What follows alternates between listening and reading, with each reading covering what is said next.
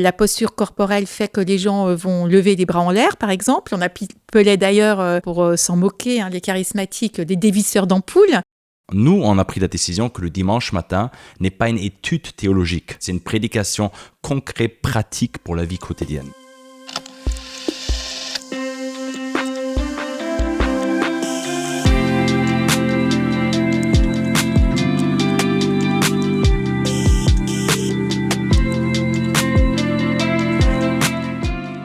Bienvenue dans Mon voisin évangélique, un podcast de Regard Protestant et du Musée Protestant. Je suis Antoine Gouritin et dans cette série, je vous emmène avec moi à la découverte des évangéliques de France. Dans les 2 épisodes précédents, vous avez découvert avec moi à quoi croient les évangéliques de France et l'importante diversité des courants.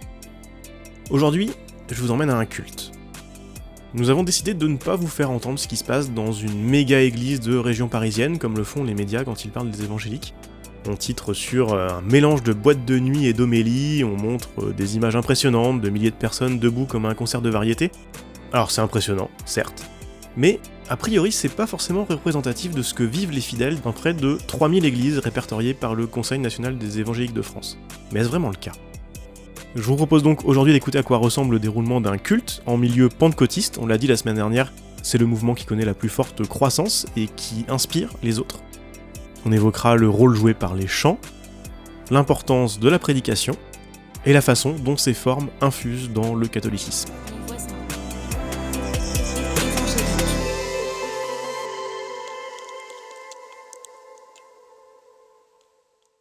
La première chose qui m'a frappé dans les lieux de culte évangéliques, c'est qu'ils ne ressemblent pas à l'idée que j'avais d'une église, notamment catholique.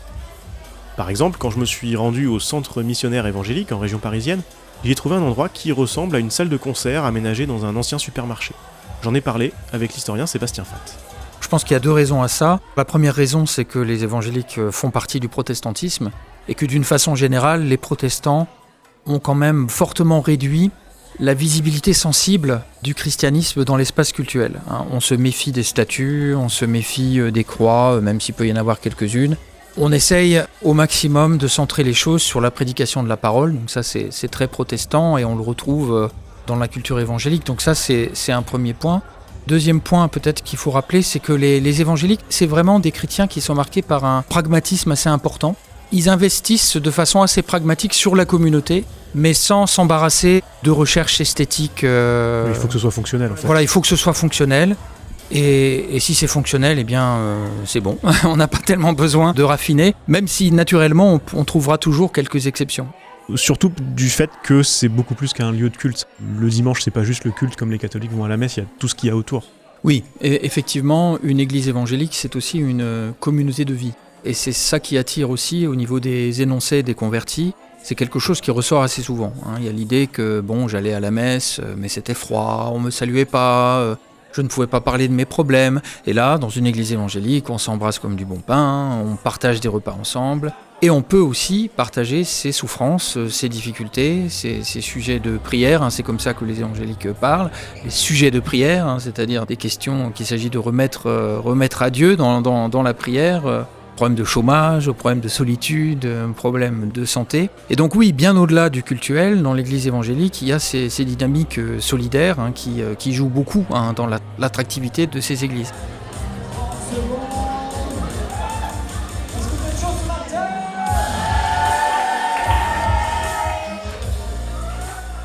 Cette atmosphère chaleureuse, elle saute aux yeux, et même, je dirais plus, elle saute aux oreilles en arrivant. C'est même presque déroutant quand on se met en tête qu'on va à ce qu'on appelle un culte. Ça m'a rappelé ce qu'un sociologue américain écrivait récemment sur les églises évangéliques contemporaines. Elles sont tellement sécularisées, sans signe religieux apparent, qu'on n'a même plus l'impression d'aller à l'église. Et c'est peut-être bien l'objectif.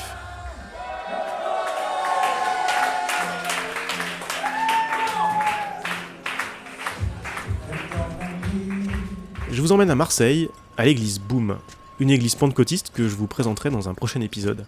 Et nous expliquerons notamment ce nom étonnant. Avec ce que j'avais lu sur les évangéliques, je m'attendais à devoir trouver un bus ou un covoiturage pour m'emmener en périphérie de la ville. On lit souvent que le succès d'une église évangélique se mesure à la difficulté de se garer sur son parking.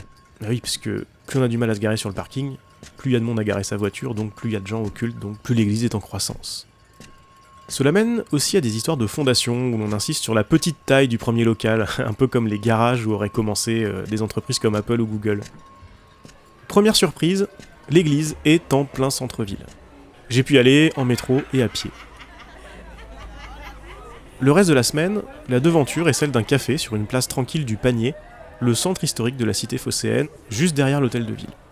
L'espace au sous-sol est une salle polyvalente, il y a même un sac de frappe pour l'entraînement d'une association sportive. Alors je vous rassure tout de suite, le dimanche le sac de frappe n'est plus là, puisque la salle sert au culte, au repas partagé qu'il suit. Juste avant la porte de la salle, j'ai tout de suite repéré des casques anti-bruit pour les enfants. Ça annonce la couleur. Tout commence par ce qui ressemble à s'y méprendre à un concert. En milieu évangélique, on appelle ça la louange.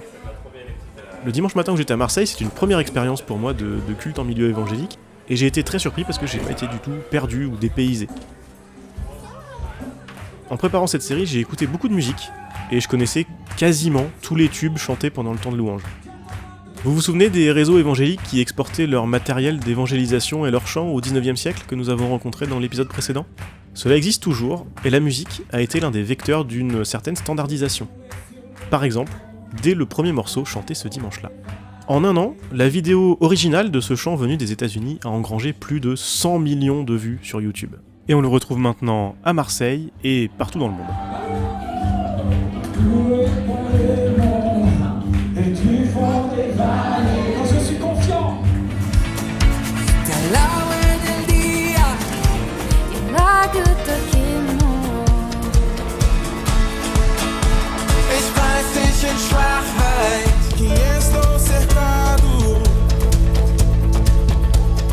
השבח כמו מים, מטביע כל פחד.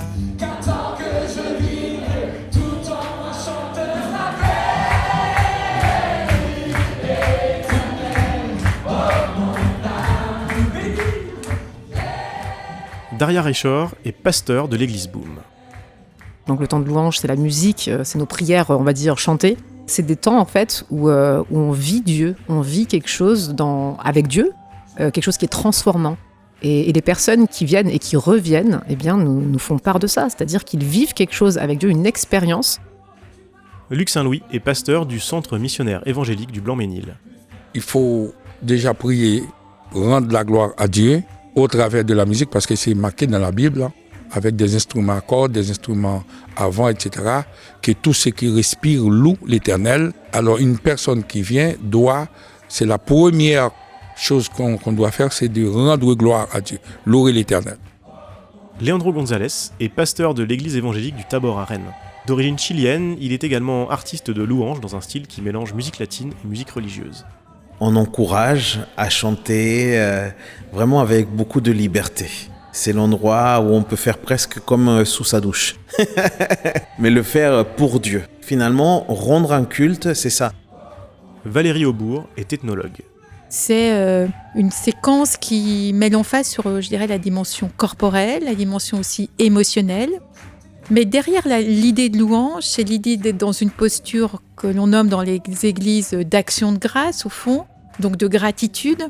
Donc c'est aussi le fait d'insister sur les aspects positifs de son existence. Donc ça met dans une disposition où on n'est pas tout de suite, soit sous la forme de la requête, ou de la plainte, ou de la demande à Dieu, ou soit sous une forme plus intellectualisée de réflexion à partir d'un texte ou autre, mais dans une posture où les personnes, au fond, soit vis-à-vis de ce qu'elles vivent dans l'instant présent, soit en relisant ce qu'elles ont vécu dans les moments passés, vont être dans une pensée positive, en fait. Dans une pensée positive et une certaine ouverture à l'instant présent et à ce qui peut se produire.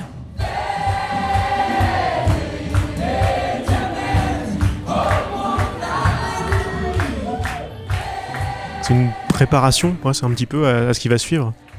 C'est une préparation à ce qui va suivre et c'est le fait de se disposer, je dirais, intérieurement, physiquement, à s'ouvrir, être dans une posture d'ouverture et non pas de fermeture, de repli sur soi, d'intériorisation, mais plutôt d'ouverture avec le corps. Ça se manifeste avec le corps, ça se manifeste par le fait que très souvent dans ces assemblées, la posture corporelle fait que les gens vont lever les bras en l'air, par exemple. On appelait d'ailleurs dans un tout premier temps, pour s'en moquer, les charismatiques, des dévisseurs d'ampoules. De l'extérieur, j'avoue, quand j'entendais parler de charismatique, je pensais que cela faisait référence à des communautés qui suivent une personne charismatique, vous savez, un leader, presque un gourou. Mais chez les chrétiens au sens large, ce n'est pas de cela dont on parle d'abord quand on utilise le terme. Là, on parle plus des charismes au sens biblique, tels qu'ils sont définis dans les Corinthiens, en Corinthiens 12 notamment, et qui sont donc au fond des expériences surnaturelles dont il est fait mention et qui peuvent aussi se décrire, en tout cas tels que les croyants les décrivent, ce sont des dons qu'ils reçoivent au service de l'Assemblée. Et ces dons sont d'ordre miraculeux, donc ça va être des capacités comme le fait de chanter en langue ou de parler en langue, de parler une langue inconnue sous l'action de l'Esprit Saint, selon eux, ou bien le fait d'avoir des paroles, des intuitions, des paroles qu'ils appellent paroles de science et qui seraient destinées à des personnes en particulier sans qu'ils ne les connaissent. C'est pour ça qu'on parle d'éléments surnaturels, puisque ça ne provient pas de leur réflexion ou de leur intelligence, mais comme une inspiration, comme une idée qu'ils attribueraient au Saint-Esprit et qui se manifesterait aussi par le fait de pouvoir accomplir des miracles ou des délivrances. Donc là, on parle vraiment plus d'expériences de type surnaturel, très liée à une autre expérience initiale qui est celle du baptême dans le Saint-Esprit. Et cette expérience du baptême dans le Saint-Esprit, c'est d'elle dont découlent les charismes. Donc, il y a donc le baptême d'eau, tel qu'il est décrit et tel qu'on le connaît. Et puis, il y aurait cette expérience seconde, qui serait celle du baptême dans le Saint-Esprit, où le Saint-Esprit donnerait au croyant qui lui offre sa vie, en quelque sorte, en échange, lui donnerait un certain nombre de ses charismes ou de ses dons au service de la prière et de l'assemblée. Parmi ces dons de l'esprit, mentionnons le don de prophétie, le parler en langue et celui de guérir les malades. Dans les croyances pentecôtistes, ces dons sont accessibles à tout le monde, ici et maintenant, à la condition d'être baptisé dans le Saint-Esprit. Voilà comment la Pentecôte est racontée dans la Bible. Quand le jour de la Pentecôte arriva, les croyants étaient réunis tous ensemble au même endroit. Tout à coup, un bruit vint du ciel comme un violent coup de vent, et il remplit toute la maison où ils étaient assis. Ils virent apparaître des langues pareilles à des flammes de feu. Elles se séparèrent et se posèrent une à une sur chacun d'eux. Ils furent tous remplis de l'Esprit Saint, et ils se mirent à parler en d'autres langues, selon ce que l'Esprit leur donnait d'exprimer.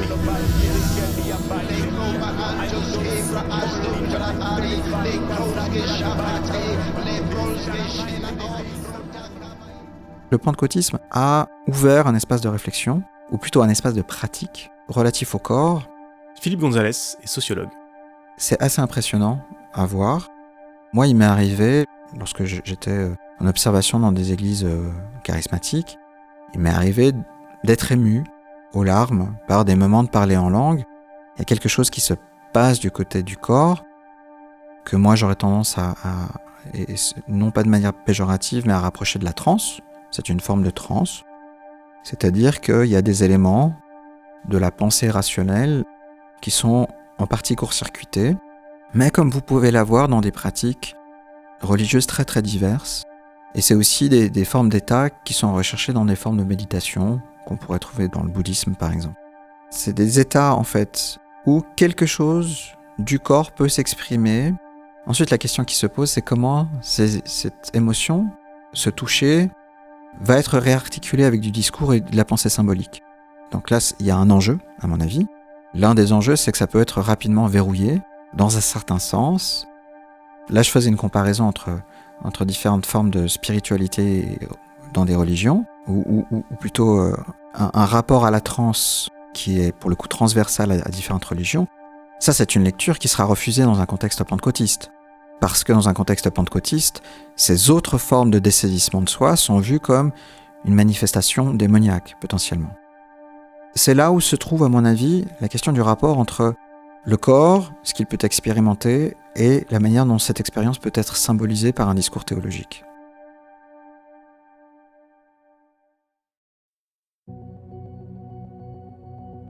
En entendant Philippe Gonzalez me raconter tout ça, j'ai repensé à la fois, il y a une dizaine d'années à peu près, où je suis allé dans une salle de concert pour assister à un concert de pop louange en milieu catholique.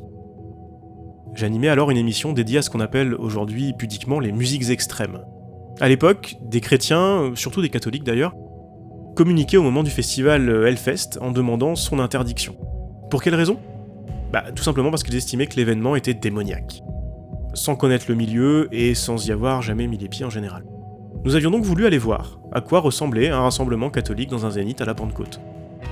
pour en parler en ayant vu, tout simplement.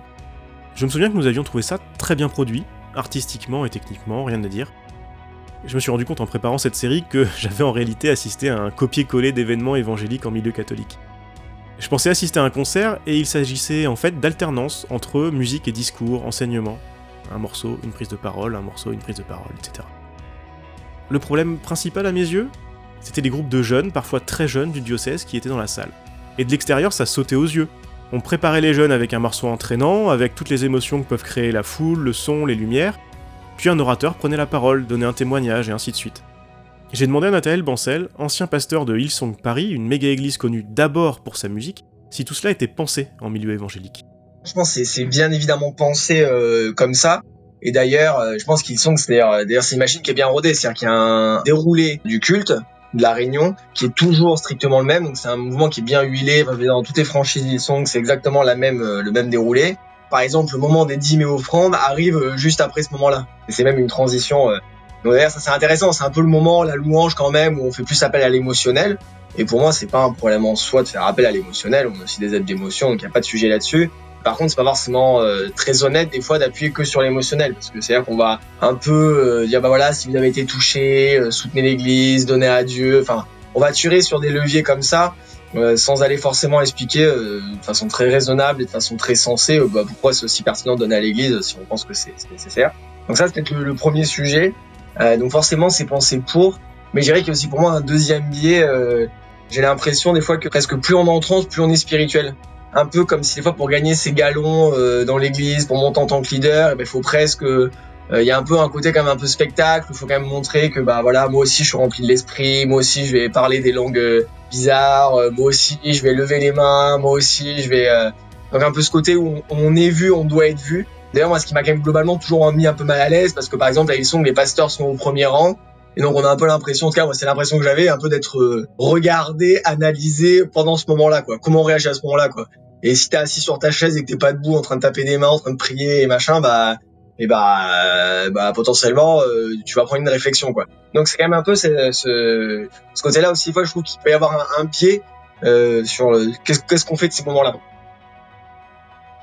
Nathanaël Bancel co-anime avec Émile Barbu la chaîne Mauvaise Foi, où ils discutent ensemble de sujets rarement évoqués en église, avec un regard, vous l'avez déjà entendu, bien différent de ce que vous entendrez ailleurs. Émile Barbu est aussi un ancien pasteur de Hillsong. Sur cette histoire de la transe, pour lui, et ça rejoint ce que nous disait l'ethnologue Valérie Aubourg dans le premier épisode, puis aussi ce que nous disait le sociologue Philippe Gonzalez il y a quelques minutes, la transe justement n'est pas un problème en soi. On a quand même la consigne à Hillsong d'être pas trop intense, mais dans des églises dans lesquelles j'ai grandi, pentecôtiste, ça peut être très intense. Par exemple, des pasteurs qui vont faire avec le petit piano derrière, qui vont faire référence, par exemple, avec des jeunes, à des jeunes par exemple qui auraient vécu l'inceste. Donc tout de suite, tu vas toucher dans des trucs qui sont genre deep, quoi. Et donc t'as moyen de mettre les gens dans un état émotionnel assez fort, quoi. Et puis tu sais, c'est pas juste que tu fais une petite mention, quoi. C'est que tu peux appuyer dessus, t'appuies dessus, puis après potentiellement une fois que t'as appuyé dessus, il peut y avoir un appel en avant. Si tu as vécu ça dans ta vie ou si t'as vécu des choses dures dans ta vie, tu peux t'avancer devant. Et donc là, il y a la musique qui est toujours là derrière, qui joue. Puis là, il y a quelqu'un qui vient, qui parle avec toi, qui prie avec toi, puis qui prie de manière intense. Et puis toi, il te demande de prier. Et là, tu te déballes, tu te mets. Il y a des gens qui peuvent fondre en larmes complètement devant. Ça, par exemple, j'ai jamais vu ça à Hillsong, mais j'ai vu ça dans beaucoup d'églises pentecôtistes. Et je pense que peut-être dans certaines églises évangéliques aussi, où des gens sont poussés dans leur retranchement émotionnellement. Tu pourrais dire, pourquoi pas amener les gens spirituellement dans leur retranchement. Le problème, c'est est-ce que les églises sont des safe space où faire ça? La réalité, c'est que parfois, avec un psychiatre, par exemple un psychologue, il peut aussi te pousser dans tes retranchements, et puis parfois, ça peut arriver que tu craques en séance, mais tu te dis que dans un cabinet d'un psychiatre, d'un psychologue, je suis dans un safe space.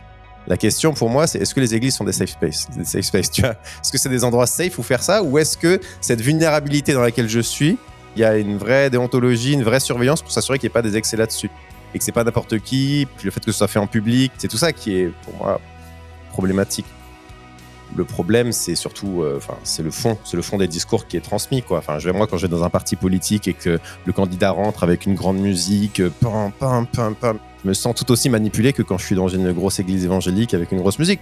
La réalité, c'est qu'à partir du moment où tu veux transmettre des idées, il y a forcément une dimension un petit peu où tu utilises tous les ressorts que tu as pour communiquer, quoi. Je trouve la question surtout, c'est quel est le fond des idées transmises Et est-ce que l'église est un safe space? Est-ce que c'est un endroit où je peux vivre ça sans qu'on abuse de moi?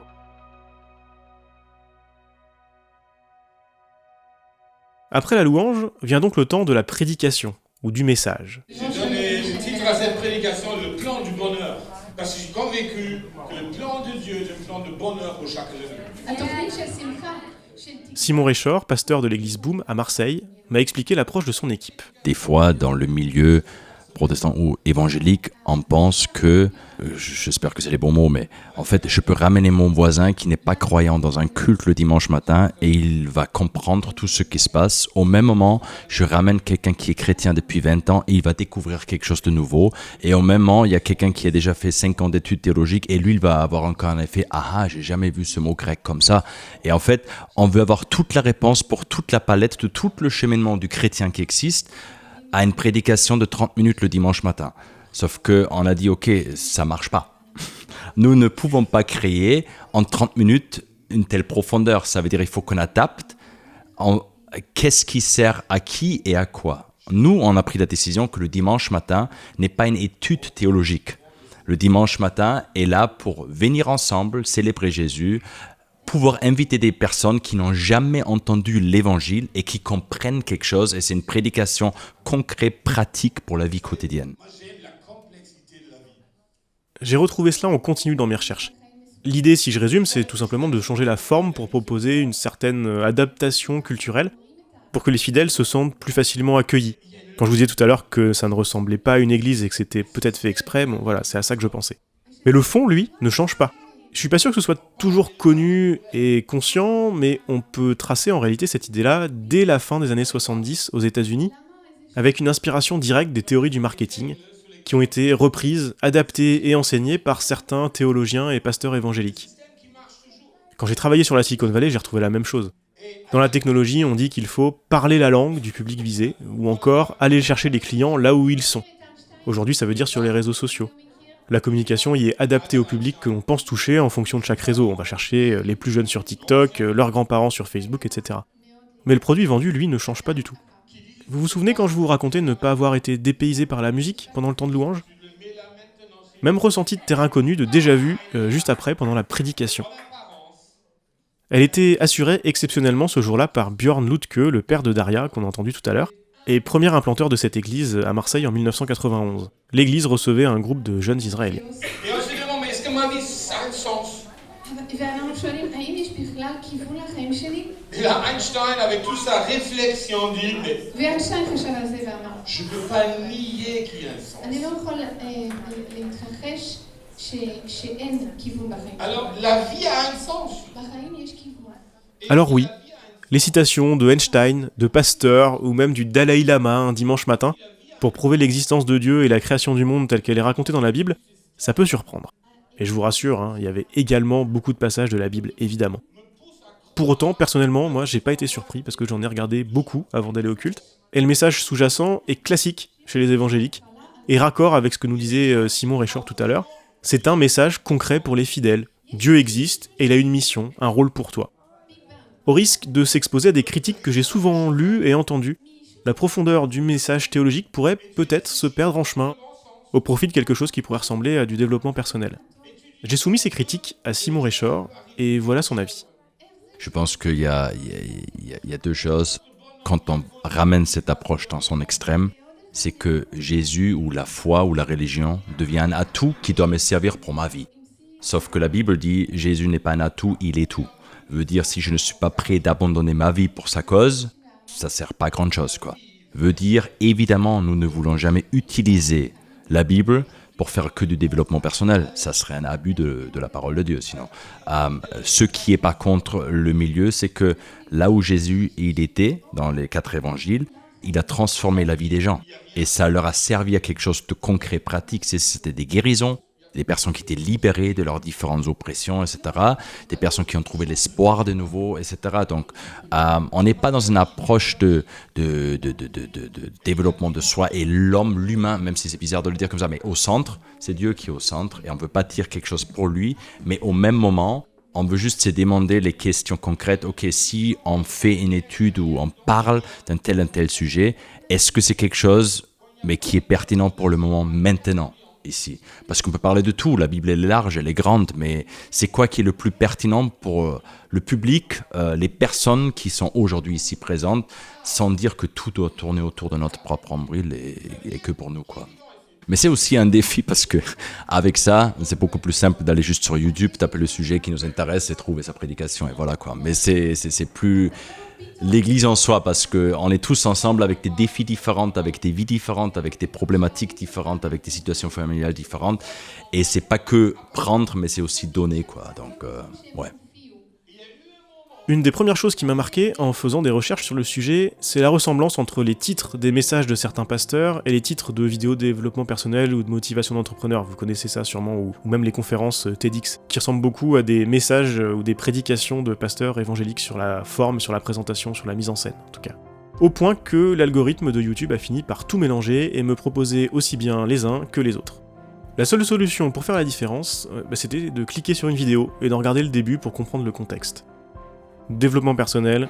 Je crois que chez chaque personne, il y a un élan de puissance. Je crois que chez chaque personne, il y a du pouvoir. Je crois que chez chaque personne, et donc vous, on mérite de pouvoir passer un palier, de se connecter à ce fuel de détermination. J'aimerais que vous preniez quelques secondes pour vous rappeler qui vous êtes. Pasteur évangélique. Et aujourd'hui, on va parler d'être déterminé à réussir sa vie. C'est la volonté de Dieu pour vous, c'est que vous puissiez réussir votre vie. Et dans le livre d'Hébreux au chapitre 11, la Bible nous fait... J'en ai parlé avec l'historien et théologien Alexandre Antoine. Est-ce que ce serait exagéré de dire que ça peut parfois ressembler à du développement personnel autour de textes bibliques, avec le texte biblique qui des fois n'est peut-être pas tant que ça au centre du message ? Alors oui, au fur et à mesure de l'évolution des différents types de pentecôtisme et de l'évangélisme. Parce que le pentecôtisme et l'évangélisme au sens large, les protestants évangéliques, voulant coller au mieux à la société, voulant incarner le message chrétien de manière moderne, peuvent se retrouver piégés par les modes et les circonstances. Et ça a été tout à fait net que de prédications données par des prédicateurs à la base au début du XXe siècle plutôt extrêmement formés théologiquement et bibliquement par des séminaires, par des écoles bibliques, etc., donc assez ancrés dans leur cadre théologique, et c'est vrai aussi dans les autres cadres catholiques, etc. Il y a des formations qui permettent de donner de l'enthousiasme à l'intérieur même. La montée des psychologies positives et du développement personnel n'a pas manqué d'influencer un certain nombre de prédicateurs ou de prédicatrices pentecôtistes en particulier, où effectivement l'enjeu de l'encouragement ou du charisme prophétique, si je résous votre problème, est-ce que je le résous par un biais de positivisme ou de psychologie positive, ou est-ce que je le résous vraiment par du miraculeux ? Un petit peu des deux, et c'est toute la difficulté d'aller vers cela, et c'est plus une question de mode. Le prédicateur pentecôtiste charismatique est souvent c'est un petit peu moins vrai sur les pasteurs protestants évangéliques, un peu plus d'orientation théologique, qui ont un cadre théologique plus fort, mais le pasteur protestant, souvent charismatique pentecôtiste, il veut coller à la réalité de ses ouailles et convaincre. Et donc s'il faut parler le langage du coach qui donne les 5 clés pour avoir du succès, il va le faire, jusqu'à arriver, dans certains cas, à quasiment un cadre de pensée entrepreneuriale, un cadre de pensée de motivation, et on ne sait plus bien où est l'exégèse biblique et théologique et où est juste l'excuse du texte. Mais ça, c'est l'enjeu, je pense, de l'ensemble, à nouveau, des ministres du culte au sens large, et qui peuvent utiliser un texte ou 2 textes pour favoriser leur cadre ou leur pensée théologique, et ça ne serait pas rendre justice normalement au texte.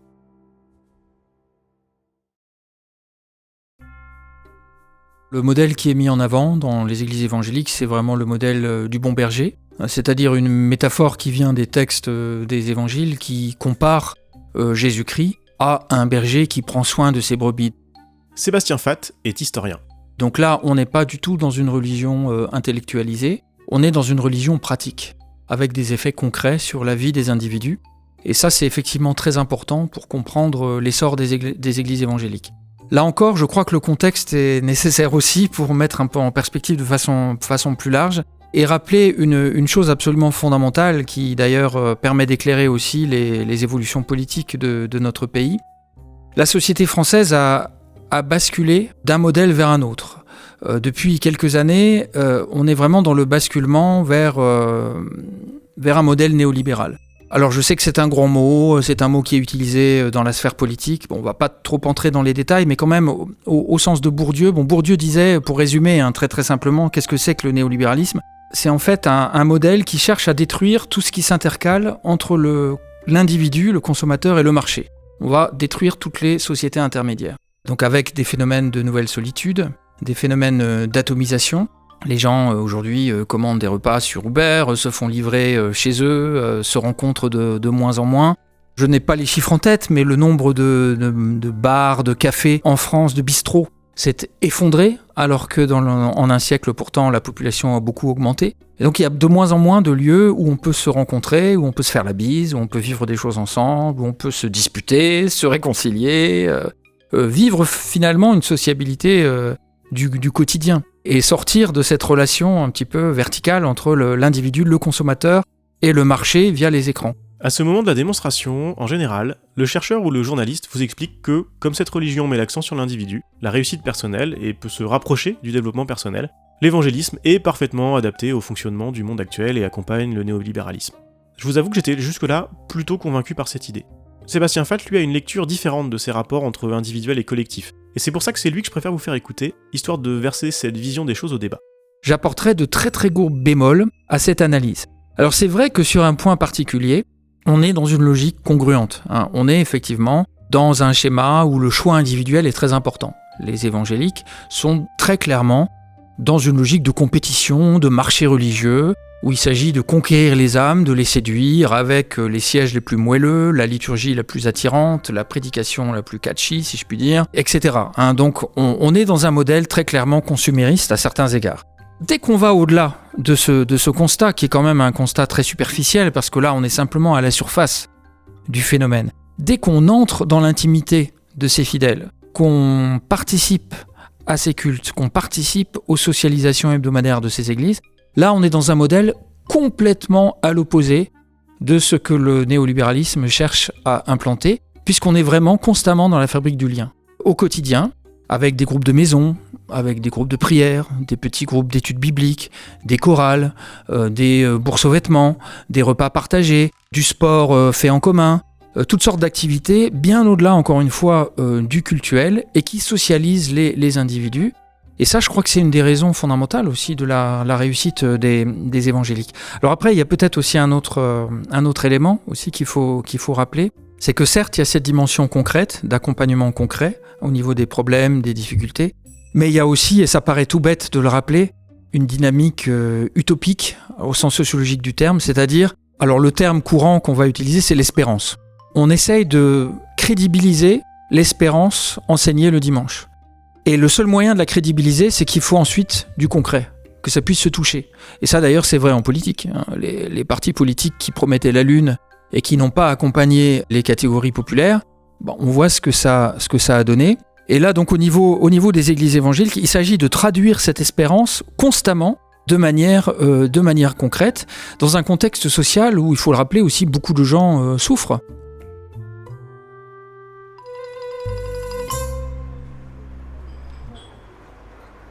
La forme de la louange, la prédication, la guérison et la vie communautaire font donc partie des principales forces d'attraction des églises évangéliques. Ces dernières veulent s'adapter aux attentes de nos contemporains, tant dans le style musical, la forme du sermon, le caractère efficace de la religion que les types de sociabilisation. Et comme ça attire du monde, ça attire aussi les convoitises. Valérie Aubourg a écrit un livre très stimulant sur les liens entre catholiques et évangéliques. J'ai pu en discuter avec elle. Certains groupes catholiques s'approprient ces éléments, ces formes plus émotionnelles du croire, mais de manière plus isolée et qui infusent néanmoins le catholicisme aujourd'hui. Je connais pas encore très bien la géographie de Lyon, mais on est au milieu en plus, là, un petit peu. Oui, vous êtes dans le centre de Lyon. Non, mais de cette histoire-là, Chemin Neuf, Sainte-Blandine, on est un petit peu au milieu de tout ça. Voilà, oui, là vous êtes dans la presqu'île, la presqu'île à Lyon, c'est pas rien. Donc vous avez par exemple la communauté de l'Emmanuel qui est à Saint-Dizier. Vous avez aussi Quai Saint-Vincent, le lieu où est né le premier groupe de prière charismatique, avec les Pierre et Marie Speltier. Là, vous avez les locaux de RCF au-dessus de notre tête. Emmanuel Payen, qui était un prêtre charismatique bien connu, en est le fondateur.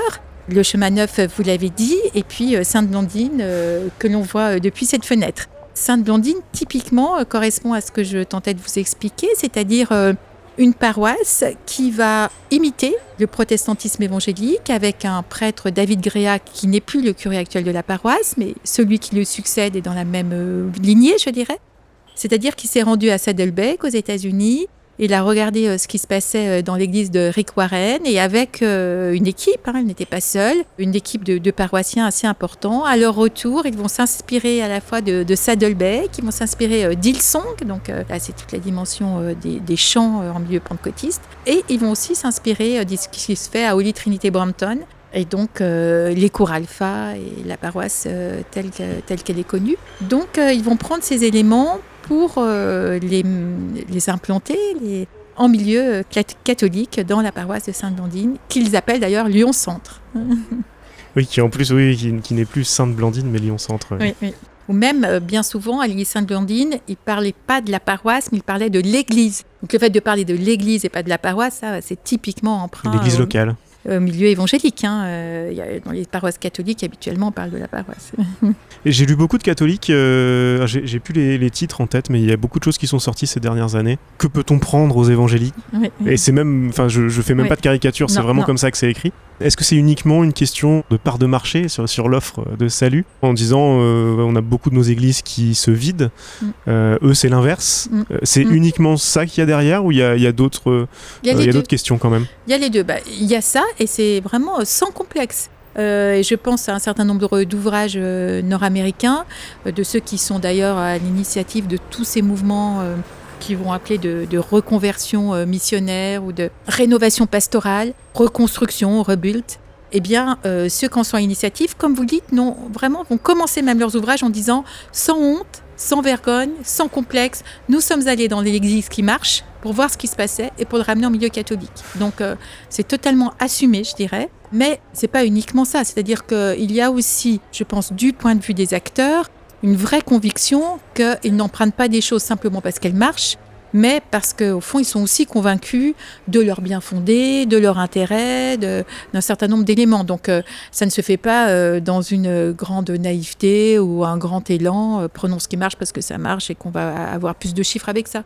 Les acteurs sont, de leur point de vue, assez convaincus. Oui. Pour la petite histoire, et pour boucler la boucle en quelque sorte, sachez que David Gréa, le premier prêtre de la paroisse Lyon-Centre, qui s'inspirait donc des évangéliques, est aujourd'hui coach de manager et de dirigeant, avec une devise qui ne dénoterait pas dans un message du dimanche matin « Si vous devenez ce que vous êtes, vous apporterez au monde ce que nul autre ne peut donner ». L'aspect entrepreneurial de l'évangélisme d'aujourd'hui, c'est l'horizon du prochain épisode. Quand on se retrouve au milieu du stade Vélodrome, c'est beau, parce qu'on est tous unis pour une même cause. Eh bien, l'église, c'est un peu ça, en tout cas comme on la vit. Les réseaux sociaux sont à la fois des facteurs de starisation, mais aussi des facteurs de prise de parole pour les victimes. À la semaine prochaine.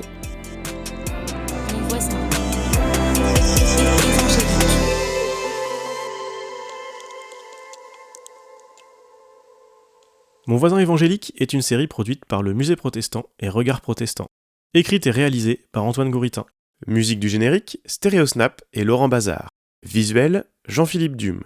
Retrouvez les références bibliographiques et sonores ainsi que les autres épisodes sur le site du Musée protestant, Regard protestant et dans votre application de podcast favorite.